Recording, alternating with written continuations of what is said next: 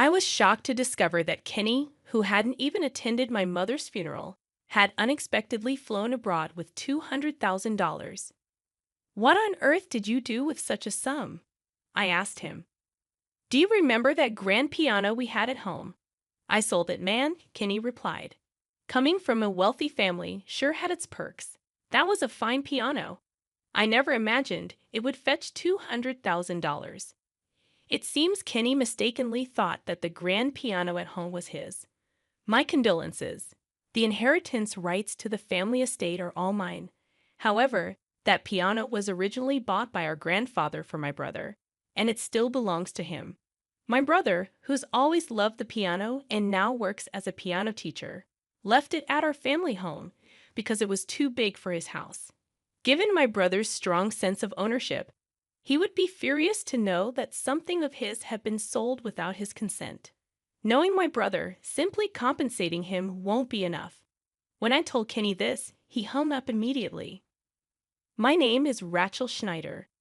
I'm a 45-year-old office worker. My family has a distinguished lineage that dates back to colonial times and is well known in our community. Moreover, thanks to my late father's successful business, we now own assets worth $9 million. Originally, my older brother was supposed to inherit the family estate. However, he had a girlfriend from a family that also required an heir. Desiring to marry her at all costs, he declared that he would give up all inheritance rights in exchange for not taking over the family responsibilities. This left me with the challenge of needing to find a spouse to continue the family name. Even though I had always wanted to be independent without relying on family wealth, I focused solely on my career. Before I realized it, I found myself in my mid-40s and still single.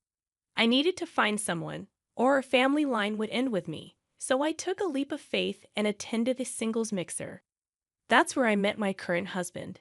His name is Kenny, and he's surprisingly 10 years younger than me. Yet, at the party, he didn't pay attention to any of the younger women and came straight to me. Are you sure you want to be with someone as old as me? I asked him repeatedly, but Kenny looked straight into my eyes and answered, I'm a bit shy and not very assertive. I've always been drawn to older, more grounded women. True to his words, Kenny gave off a gentle, reserved vibe. I felt that he could bring some peace to my assertive family dynamics. As our relationship progressed, there was something I had to tell him. My mother had been bedridden due to illness since last year, and I was taking turns with my sister-in-law, Catherine, to care for her. Wondering how to break the news since we were considering marriage given our age, I finally mustered the courage to tell him on our third date, and to my surprise, he gladly accepted and even proposed, expressing his willingness to help with the caregiving. His kindness deeply touched me, at least that's how I felt in the beginning. Kenny, who works as a daycare teacher, seemed genuinely committed. However, a few months into our marriage, he suddenly expressed a desire to quit his job. When I inquired about the reason, he looked remorseful and said, Sorry, Rachel. The parents at my daycare are just too demanding, and there's a lot of complaining. I just can't handle it anymore. Understanding the challenges he faced, I would normally have encouraged him to persevere. However, with him already helping with my mom's care, I found myself unable to say a word. Adding to the complexity, I was 3 months pregnant. Wanting to get along well with Kenny for the sake of our unborn child, I adopted a lenient attitude. Unfortunately, my leniency led to regret. As I came out of the shower and attempted to enter the bedroom, I overheard Kenny whispering on the phone. The content of his call shocked me to the core. I managed to get married without her finding out I'm unemployed. She totally believed me when I told her I quit my job, when in reality, I quit like 2 years ago. It sounded like he was talking to one of his buddies, who responded, Man, you're really something. Well, Rachel's family is pretty wealthy around here. I thought I hit the jackpot when I saw her at that dating event. But then again, given her age, I was probably the only one to approach her. The revelation left me feeling deceived. Was the gentle Kenny I knew all just an act? Despite the desire to confront him immediately, the thought of our unborn baby rendered me speechless. Discovering Kenny's true intentions shattered my confidence in our future.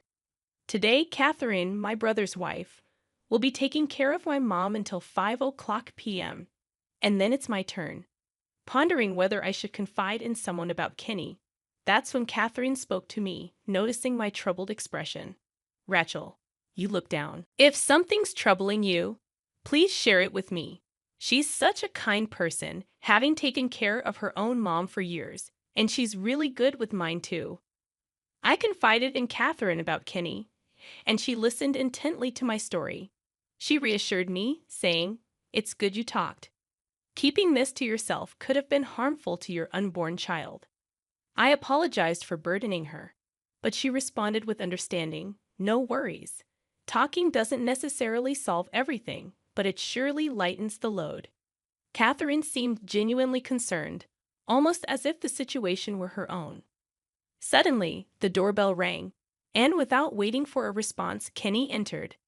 Both of us were taken aback, but Kenny acted as if nothing was amiss and smiled, saying, "Rachel, I'm going to help with your mom's care from today. You're not in the safe period yet, so I don't want you straining yourself." Kenny was putting on the act of a gentleman in front of me, and I reluctantly agreed. When Catherine tried to offer assistance, Kenny spoke first, questioning, "I've been meaning to ask, why are you taking care of your mother-in-law in this house?" He used the same tone he used on the phone. Catherine explained the situation, but Kenny started saying horrible things to her. He accused her of trying to curry favor and insinuated that she'd be upset for not getting a piece of the inheritance if she married into money. Enraged by Kenny's harsh words, I wanted to leave the room, but Catherine signaled with her eyes not to. I reluctantly stayed quiet, watching the scene unfold.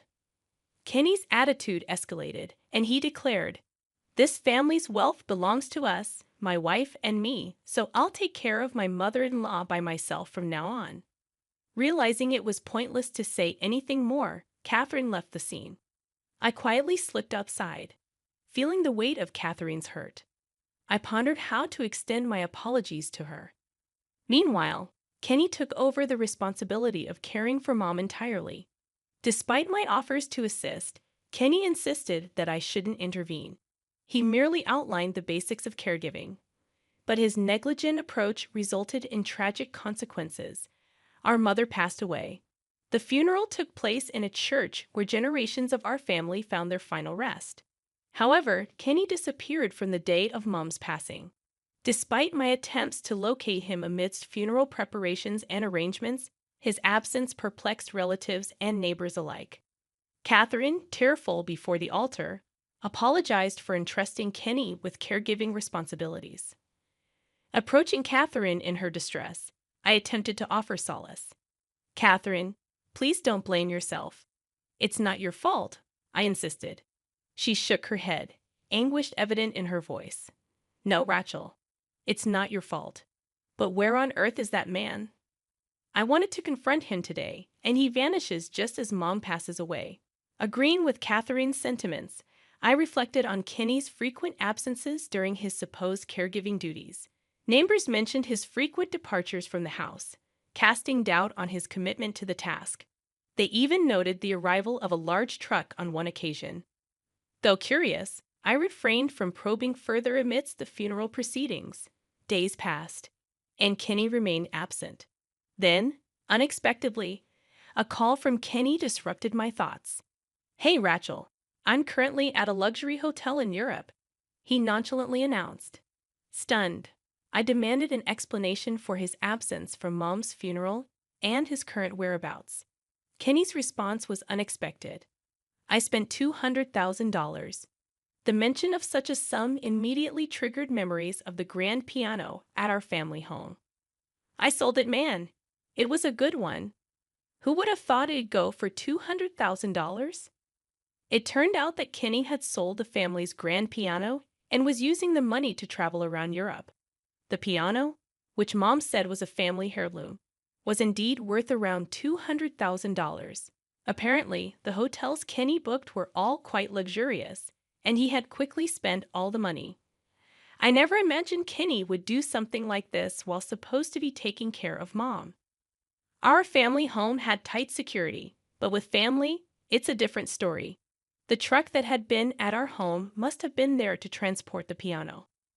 Why on earth are you doing something so selfish? The whole family was worried about you since you weren't at the funeral. I confronted Kenny, feeling a mix of anger and disbelief. Well, you know when you have a kid, you won't have much free time anymore.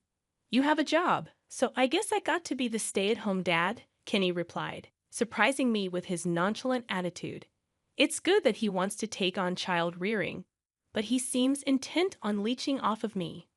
Moreover, it appears Kenny mistakenly thought that the grand piano was mine.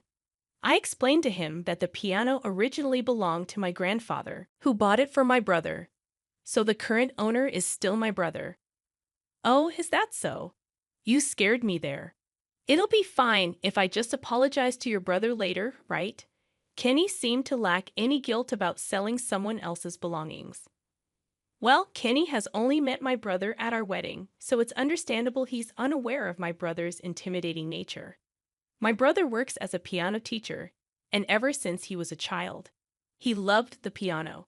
He pleaded with our grandfather to buy that specific piano, though currently there isn't space in his house for it, which is why it's at our parents' house.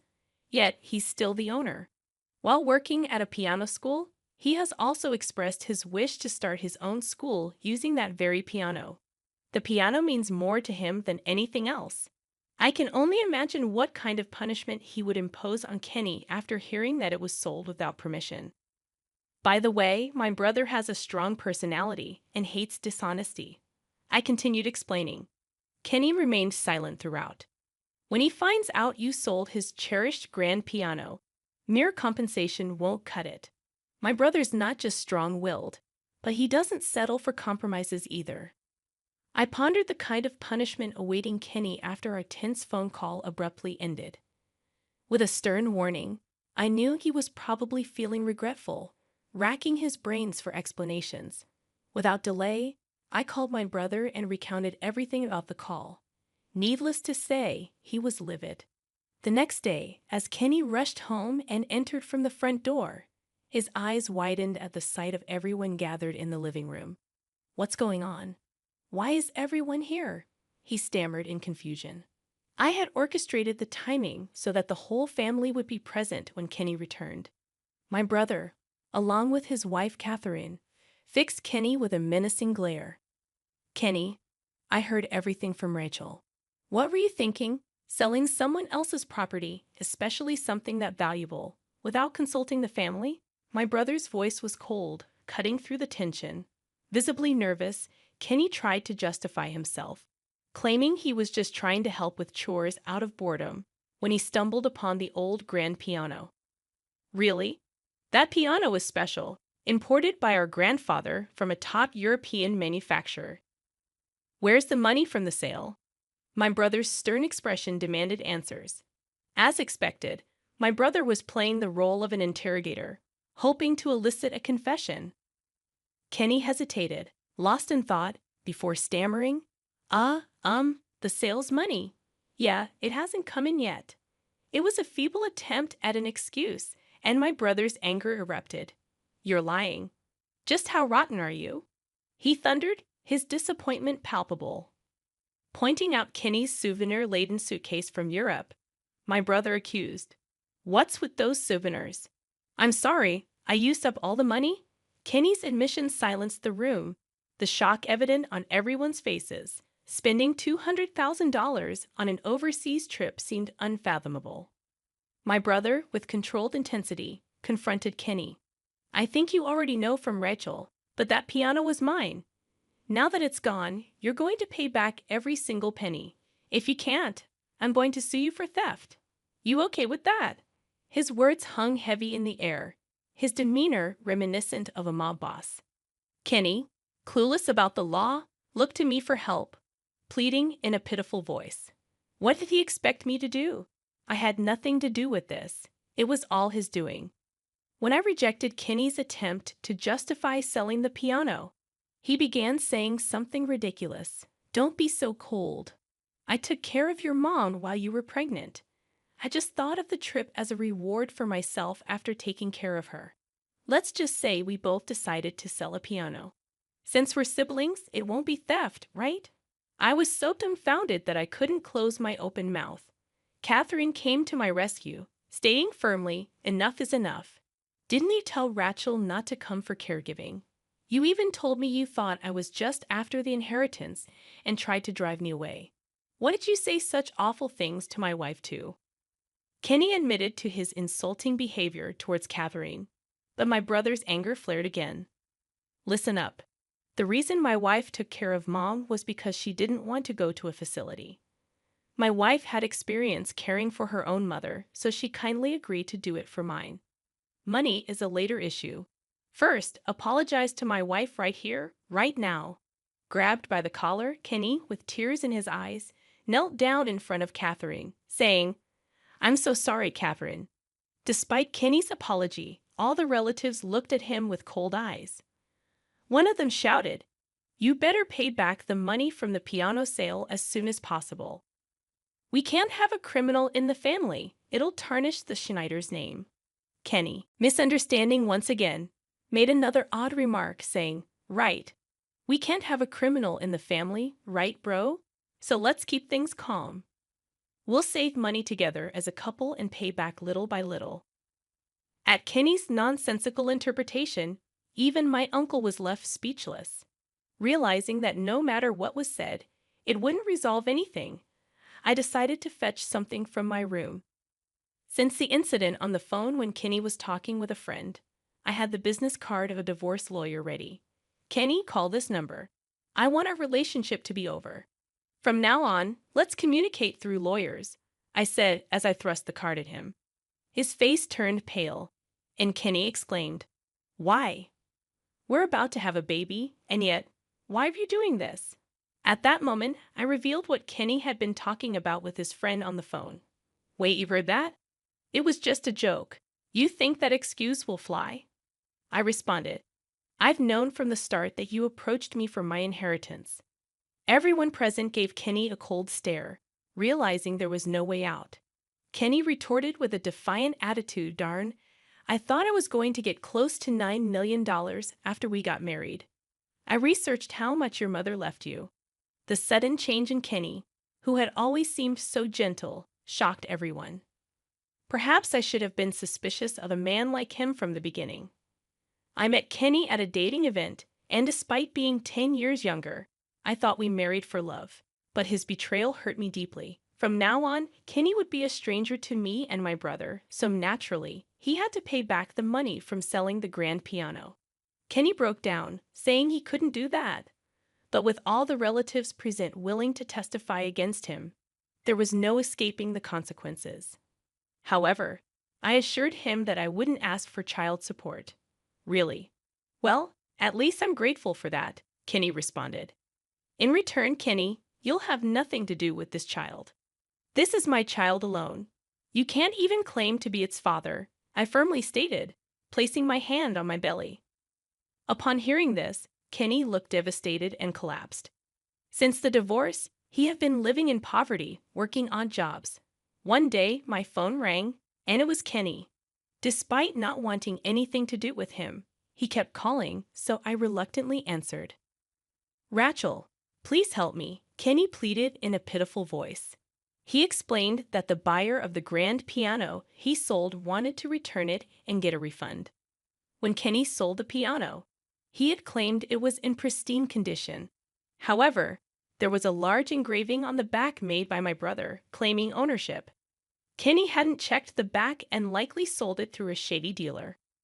Now facing the consequences, Kenny had to return $200,000 to the buyer, and with what he owed my brother, it was a substantial amount. He later tried to file for bankruptcy, but my brother and I took legal action to stop him. Now burdened with even more debt, Kenny worked day and night doing manual labor. Eventually, the grand piano was safely returned, and my brother put a strong lock on the room where it was kept, even installing a security camera. "No one's going to touch that piano until I start my piano lessons," my brother declared, unchanged from his childhood. He expressed his wish to start a piano school at our family home. So I decided to discuss sharing our mother's inheritance. Catherine, my brother's wife, had taken care of our mother, and I felt guilty about inheriting everything by myself. Thanks to my brother agreeing with my decision, it seems we'll continue to have a good relationship with his family in the future. Blessed with a long-awaited baby girl, I became a single mom, but Catherine, who is already done with her parenting, is fully supporting me. My brother said he's going to step in as a father figure for my daughter, and he's excited about it. His influence has led his two adult daughters, who love the piano, to become kindergarten teachers. They have also come to adore my daughter. I feel fortunate to be supported by such a warm family, and with gratitude to those around me, I intend to live strong with my daughter